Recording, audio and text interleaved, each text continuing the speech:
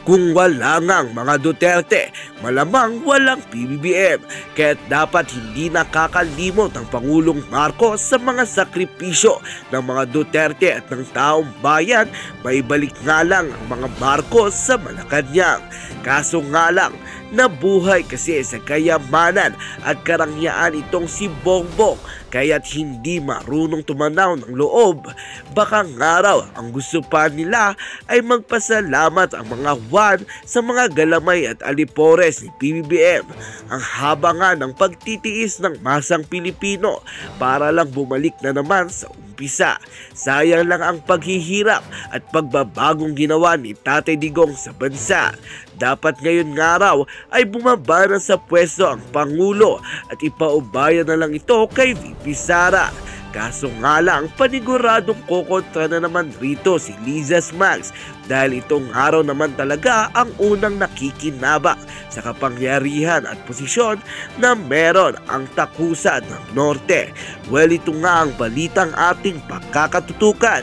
Ngunit bago ang lahat ay siguraduhin mag-subscribe at i-hit ang notification bell para tuloy-tuloy ang pagtutok mo sa mga bago at nagbabagang balita dito sa Bangon Pinas.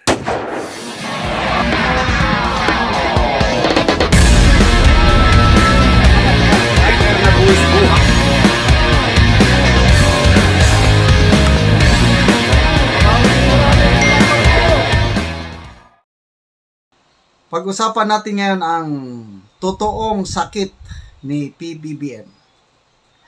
Yung announcement ng PCO na COVID-19, sige na lang, COVID kung may COVID. Kaya lang, may mas malala pa siyang sakit maliban sa COVID. So ano itong sakit na ito? Tinawag ko na amnesiam way utang kabubuton. Ano yon? Mamaya ko ipaliwanag. Amnesiam way utang kabubuton. Malala ito. Grabe. Nakakahawa.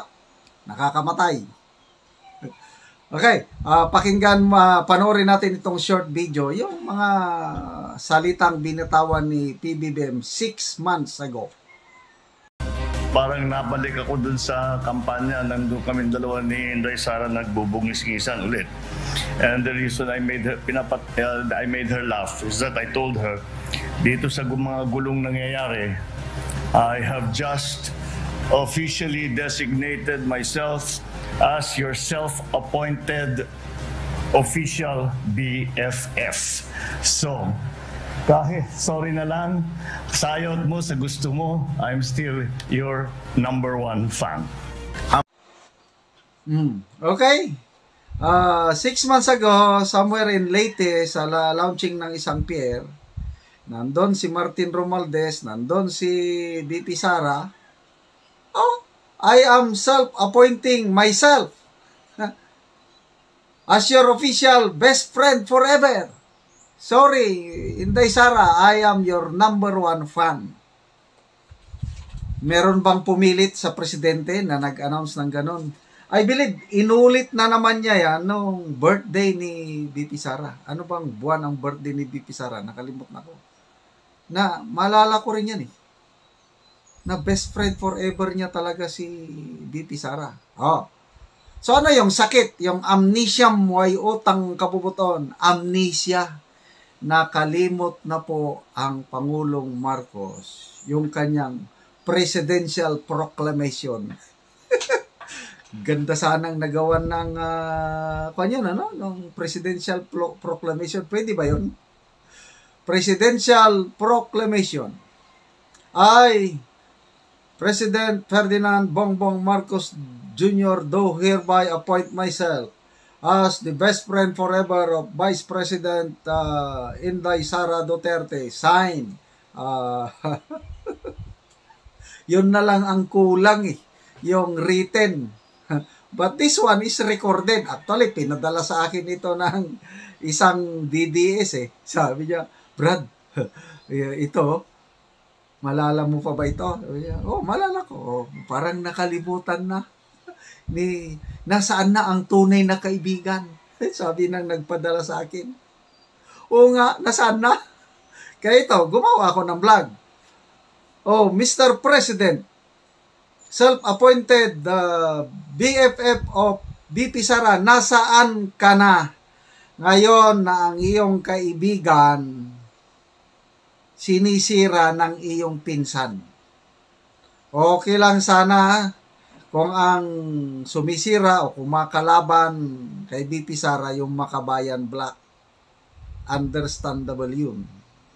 Okay lang kung ang sumisira yung mga dilawan, sina Hontiveros, sina Lenny, sina Dilima, understandable yun. Kailang ang sumisira, member ng unit team, Speaker of the House, best friend, pinsan ng best friend ni BP Sara. Tapos, ang best friend forever, tahimik. Nasaan ka na, Mr. Best Friend? Naglaho ka naman. Oh, baka tama yung sabi ni Maharlika. Anong definition ni Maharlika ng BFF? Hindi best friend forever. Best fake friend. Peking kaibigan itong presidenting ito dahil naglaho na. In times of need, tinalikuran ang kanyang best friend. Yun po ang nakikita ko ngayon. Isa pa, bakit amnisyam way utang kabubuton? Bisaya yun, way utang kabubuton. Walang utang na loob itong presidenting ito. Halos lahat ng Filipino voters, bumoto man o hindi sa unit team, alam nila na kung hindi dahil sa mga Duterte, hindi mananalong presidente itong Bongbong Marcos Jr. Kahit saan kayo magtanong, kahit yung Dilawan, Isko, Pacquiao, Lacson, dayag, it's an open secret na ang leading presidential contender noon is Mayor Inday Sara. Pumapangalawa lang yan si Bongbong Marcos. Kanina, yung galing ako sa piyestahan, may vlog na ako niyan. Kanina, piyestahan, nagiinuman, ang ginawang pulutan, itong si PBBM. Sabi nila doon, yung mga nagiinuman. Ang problema sa presidente ay ang misis, under desire itong presidente na ito. Yun, ang narinig ko sa inuman. So, sinishare ko lang. So, ano na ngayon? Sinisiraan ng Speaker of the House ang best friend ng presidente. Tapos ang presidente walang magawa. Tahimik. Ang Pangulong Rodrigo Roa Duterte na nagpalibing sa Marcos Sr. Kinalimutan na. Gusto na ng presidenting ito na pabalikin ang ICC para usigin ang tumulong sa kanilang pamilya. Kaya yan yung sinabi ko nga, amnisyam way utang kabubuton. Is that a medical term? Maybe not. It's a political term. Nakakalimot ang Pangulo. Akala niya hindi recorded yung sinabi niya na best friend forever. Ngayon, best fake friend na. Nakikiusap ang iyong Vice Presidente, mahal na Pangulo, na kung pwedeng i-review mo yung palisiyaw, yung programa, yung joint statement ng Government of the Philippines at ang CPP and PNDF na mag-uusap naman kayo, i-resume ang peace talks. Ang sabi ng iyong best friend, kung totoong best friend, is i-review nyo ang mga policies nyo sa proclamation, amnesty, yung reopening of peace talks, i-review nyo lang. May sagot na ba kayo? Wala, tahimik kayo. Parang wala lang. Initsapwera nyo na yung best friend nyo. Kaya tingin ko, nakalimutan nyo na yung inyong self-appointment.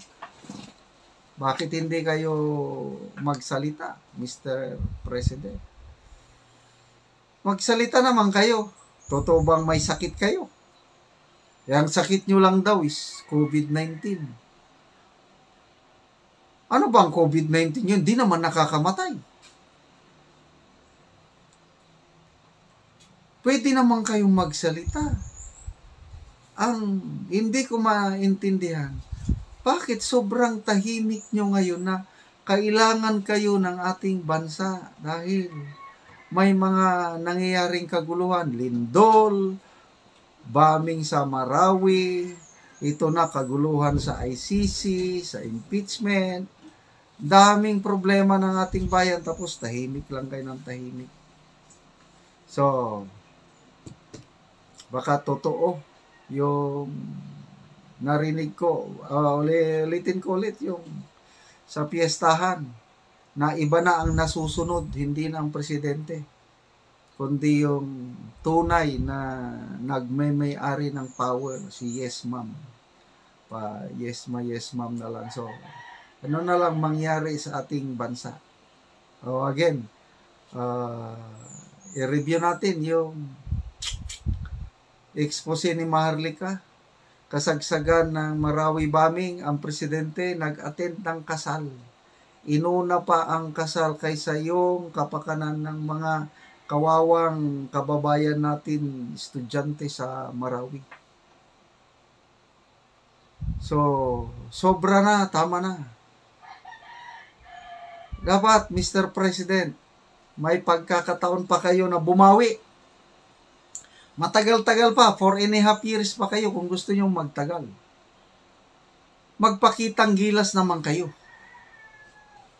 Pakita nyo ang malasakit. Hindi yung walang pakialam. Tapos, pa-speech. So, anong sabi? Suna ninyo, speech only, no action. Mahilig lang po kayong magpangako. Ang pangako nyo ay pangako ko. Ang sarap pakinggan nung inaugurasyon po ninyo. Anong pangarap ng mamamayang Pilipino? Yung hindi naman sa maging mayaman, yung makagaan lang ng buhay, makakain 3 beses, yung presyo ma-maintain, o yung pangako ninyo na 20 pesos per kilo ng bigas. Ang daming umaasa nun. Ano lang. Simple lang ang buhay ng Pilipino. Nasaan na yung pangako? Iba pala ang pangako nyo, Mr. President. Pangarap pala, pangarap. Ang pangarap nyo ay pangarap ko. Nagkaiba pala tayo ng pangarap. Yung ordinaryong Pilipino, simple lang pangarap. Makakain lang 3 beses ng isang araw. At hindi mahirapan sa presyo. Ang pangarap nyo, iba eh. Ang pangarap nyo, pagbigyan ng inyong mga pinagkautangan ng loob. Yan! Marunong magbayad ng utang na loob ang ating Pangulo sa nag-financial contribution noong panahon ng kampanya. Yan! Klaro ang mga pagbabayad niya ngayon. Kasi karamihan sa mga appointees niya yung mga nag-contribute. Kailangan pagtatanaw ng utang na loob sa mga Duterte, wala na. Kinalimutan na. Kaya ulitin ko, ang sakit ng Pangulo, amnesia at why utang, walang utang na loob. Mahirap. Huwag po natin gayahin yan. Huwag tayong makalimot sa mga taong tumulong sa atin. Anong kasabihan? Ang sino mang hindi marunong lumingon sa pinanggalingan ay hindi makakarating sa paroroonan. Sana, Mr. Pag-usapan natin ngayon ang post ni General Antonio Parlade sa kanyang Facebook page. He's talking about peace. So, ang administrasyon ni PBBM, of course, with Speaker Romualdez, sila yung nagsusulong na let's give peace a chance. Sabi nila, kaya inopen up nila ulit ang peace talks with the communists. Maraming umaalma. Isa na dyan si General Parlade, ako rin umaalma sa peace talks with the communists. Okay, ito yung, basahin ko lang yung very simple post, mga Tagalog. Sabi niya, ako gusto ko may peace na tayo. Okay. Maganda, okay, kung papayag ang CPP, NPA, NDF na sumuko na sila para magkaisa na nga para labanan ang external threats. Yan, unang punto. Pag mag-surrender na ang CPP, NPA, NDF, lalo na yung NPA, surrender lahat ang armas. Wala nang armado sa bundok, wala nang manggugulo sa kanayunan, wala nang hihingi ng revolutionary taxes, wala nang lalaban sa gobyerno. So, anong gagawin ng AFP? Ay di back to barracks. Wala na. Wala na talagang gulo pag mag-surrender ang CPP, NP, NDF. Mangyayari kaya magsusurrender ang CPP, NP, NDF? Yan, tanungin natin kay PBBM at saka kay Martin Romualdez. Okay, so dagdag pa ni General Parlade ito. 54 years, 7 administrations nakipag-usap sa CPP, NDF para sa kapayapaan. Nakabit ba natin ang kapayapaan? Hindi. Correct. Okay. So ito, dinadagdagan ko na. Kasi ako, 1983 ako pumasok sa military service. Si General Parlade, I think class 1987 ito.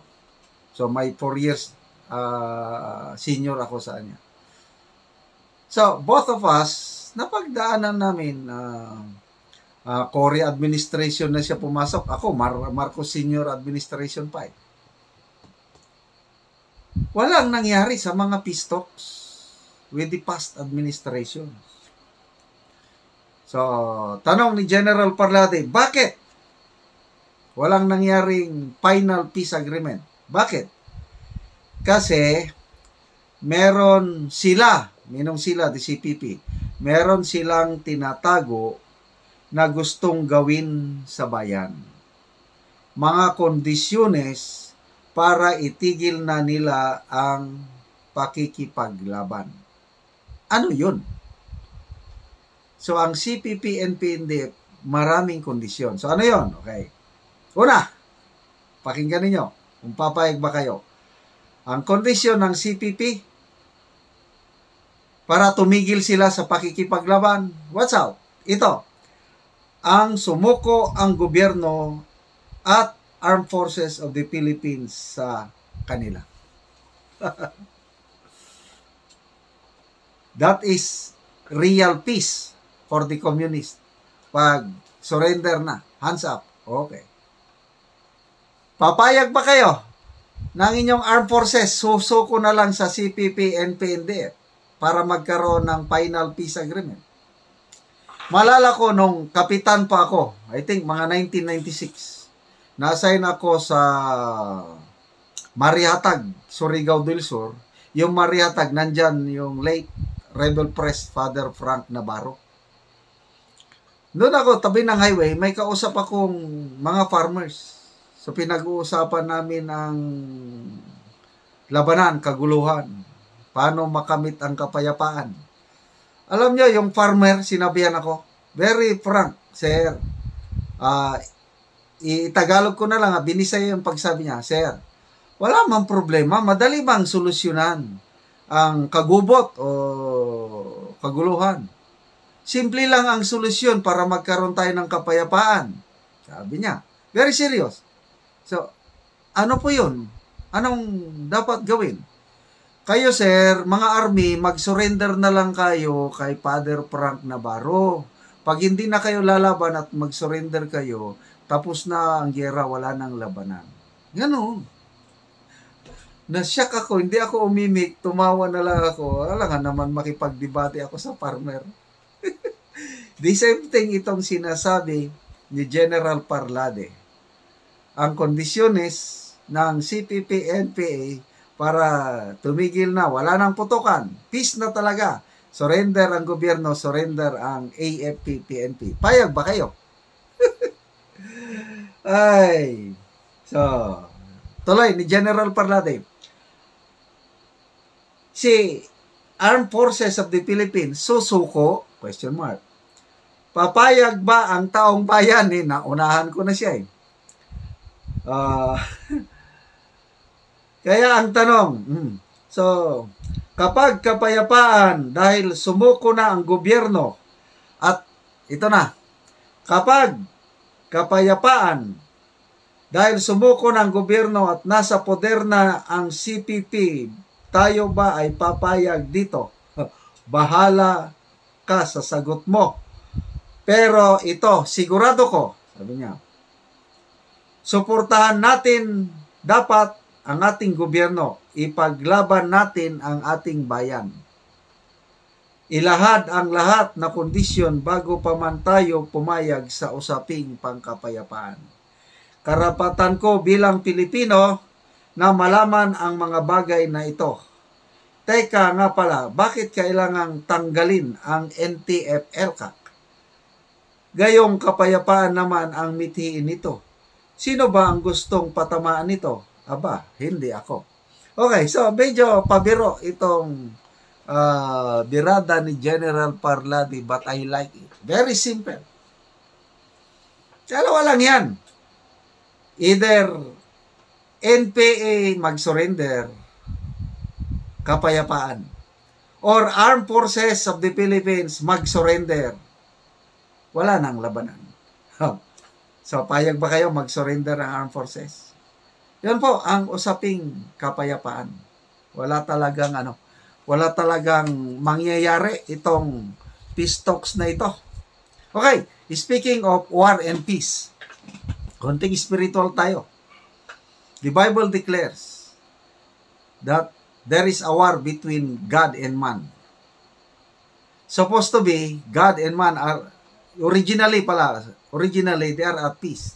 Ang original plano ng Diyos sa tao is magtira sa paradise, sa langit with Him forever and ever. Kaya lang, nagkasala yung tao, nagkaroon ng hidwaan. The Bible declares we are enemies before God. Kaya pinalayas ang tao sa Garden of Eden. But then, nagkaroon ng peace talks. So, paano ang peace talks? Ang Diyos, pinadala niya si Jesus Christ, ang kanyang one and only begotten Son, as the peace mediator, referee, arbitrator. Anong tawag yan? So, anong ginawa ng referee para magkaroon ng peace between God and man? Ang referee, si Jesus Christ, ang mediator, He surrendered His life. Nag-surrender siya. In what way? He voluntarily gave up His life. Pumayag siya na mamatay sa krus. Namatay. Kailang bumangon ulit. Nabuhay mulit. And that ended the war between God and man. So ngayon, meron ng kapayapaan ng tao at Diyos. Basta yung tao, tayo, tanggapin natin ang kapayapaan na ibinibigay ng Panginoong Hesus. Ano yung kapayapaan na ibinibigay niya? Yung gospel, yung ABC. We must admit that we are sinners. Believe. Maniwala tayo na namatay at nabuhay muli ang Panginoong Hesus para sa kapatawaran ng lahat ng ating kasalanan. And then commit or surrender our lives to the Lordship of Jesus Christ. Yun na. Meron ng peace between God and man. Yan po ang importanteng peace. Kasi kung aalis tayo sa mundong ito na hindi nasettle yung war between God and man, kawawa ang tao. Hindi ka makakabalik sa kanyang tirahan sa langit. So, salamat, General Parlade. Ako rin, hindi ako papayag na mag-surrender ang Armed Forces of the Philippines. Fight to the last man. Ngayon pa na mahina na ang CPP and PNDF, bakit tayo magsusurrender? So, Mr. Speaker of the House, sabihan mo yung mga kaalyado mo dyan sa House. Pasurrenderin muna nila ang mga NPA nila. Pag wala ng NPA sa bundok, kahit ilang taon na mag-peace talks, okay lang. Basta walang nanggugulong NPA sa kabundukan. Right. Okay. So, nagkaroon sila ng session sa Nordvike. And ako po ay inimbitahan noon ni Doresa, ng opisina ni Doresa, para umattend ng peace talks. Okay. So, nandun, normal peace talks, nandyan, meron, nandun si Joma Season, nandun yung pwersa ng gobyerno sa Nordvike, Netherlands. April 2017 pa to. Siyempre, tinanong ko yung tao ni Doresa. No, sabi ko, ASEC ata yun eh. ASEC o yung SEC ni Doresa. Tinanong ko siya. Sigurado ba kayo dito? Sabi ko ganyan, sigurado ba kayo dito sa chika nyo ito? Ganyan. Anong mangyayari kung hindi tumupad itong Communist Party of the Philippines at NPA?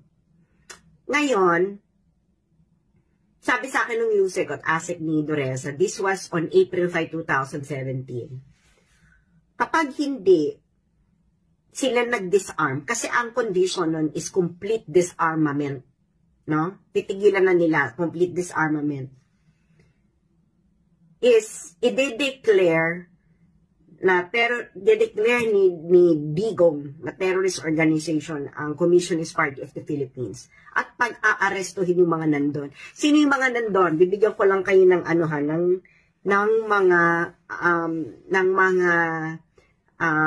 mga nandoon sa Nordvike, Netherlands when I was invited to attend the peace talks. Nandoon yung mag-asawang Chamson. Okay, nandoon sila.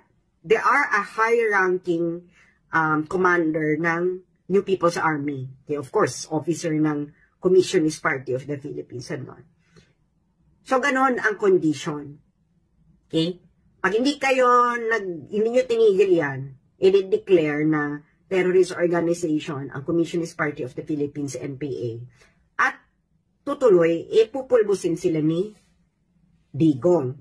Okay. Kasi may mga concessions na nun si Digong eh. Ano yung mga concessions niya? Wala pang peace talks. Pag-upo ni Digong, sinabihan niya na ito, pagkapanalo ni Digong, sinabihan niya itong Communist Party of the Philippines, NPA, na magbigay kayo ng recommendation para sa cabinet. Bibigyan niya ang Communist Party of the Philippines, NPA, ng mga pwesto sa gobyerno. Okay, cabinet portfolios. Alam niyong lahat yan, no? Let's not forget history. So ngayon, si Joma and the NDF, the political arm ng Communist Party of the Philippines, nagbigay sila ng recommendations. Sino? DSWD, si Tagiwalo. Sa Department of Agrarian Reform, DAR, si Mariano. Diba? Tapos may sa Department of DENR, Department of Environment, si Lopez. Okay? Tapos marami may mga may mga nirecommend sila, and true enough, tinupad iyon ni Digong sa CPP-NPA. Okay? May mga USEC pa, may mga ASEC. Si Lisa Masa na-appoint na National Poverty Anti-Commission. So, yun yung mga nasa cabinet level. Meron pang mga USEC ASEC. Totoo yan, USEC ASEC. Ang gusto lang ni Digong nun ay itigil na ng Communist Party of the Philippines ang kanilang armadong pakikibaka. Kasi binigyan ka na eh. Pinaupo ka na sa gobyerno. Pinaupo na kayo sa gobyerno ni Digong. Anong nangyari? Hindi nila ito tinupad. So, walang choice si Digong. Actually, ayaw ng militar yung ginawa ni Digong noon. Kasi nga, gusto talaga ng militar noon. To be honest with you. At alam ko to kasi pinapunta ako ni Doresa noon sa peace talk sa Netherlands. Ayaw ng militar. Pero may political will kasi si Digong. At may tiwala sa kanya mga militar, kasi ngayon ginawa niya sa Davao, na naayos ni Digong yung Davao with his arrangements with the Communist Party of the Philippines and NPA. So kaya nga naging peaceful yung Davao. Dati ang Davao, ang tawag dyan ay Nicaragdao. No? Nicaragdao. I-search niyo yan kung bakit Nicaragdao ang tawag dati sa Davao nung panahon ni Cory. nalinis yan ni Digong. Hindi tumupad sa usapan ang Communist Party of the Philippines, NPA. Tinuloy pa rin nila. So, walang choice si Digong, no? Kundi ituloy ang laban. And true enough, tinodo ni Digong. Tinodo niya, tinayo niya yung NTF-ELCAC, nagkaroon ng todong digmaan, etc. laban sa CPP-NPA. Ang daming, in short, nagkaroon ng strategic victory ang military laban sa Communist Party of the Philippines, NPA. So, nung naupo ito si Bongbong bilang presidente, ang Communist Party of the Philippines